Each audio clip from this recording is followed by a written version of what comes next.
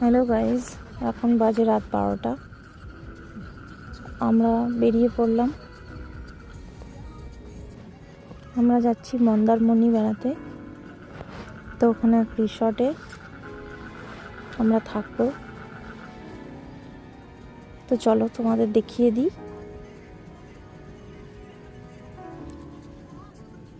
ভোর 4:52 নাগাদ আমরা মন্দারমণি পৌঁছে গেছিলাম।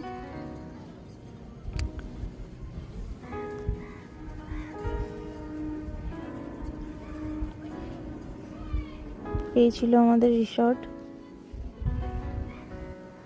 আমার তো খুব ভালো লেগেছে রিসর্টটা।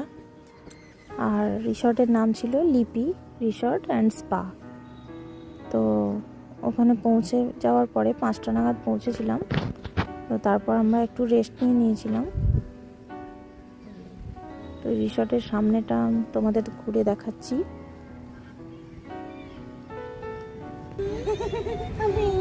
তো রিসর্টের মধ্যে থাকা যে প্লেগ্রাউন্ডটা আছে, সেখানে আমাদের বাচ্চারা সবাই মিলে খেলা করে নিচ্ছিল।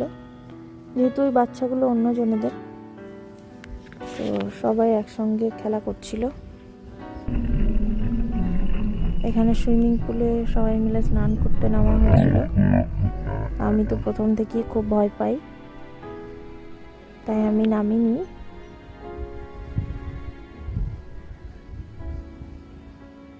আমার বর ওর মেয়েকে সুইমিং করা শেখাচ্ছে, কিভাবে সাঁতার কাটতে হয় শেখাচ্ছে।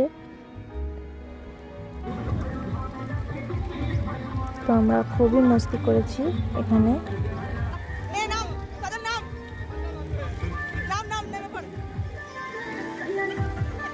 আমি, আমার বর, মেয়ে, আমার ভাই এবং আমার বোন, আমরা প্রত্যেকে গিয়েছিলাম। খুবই আনন্দ করেছি।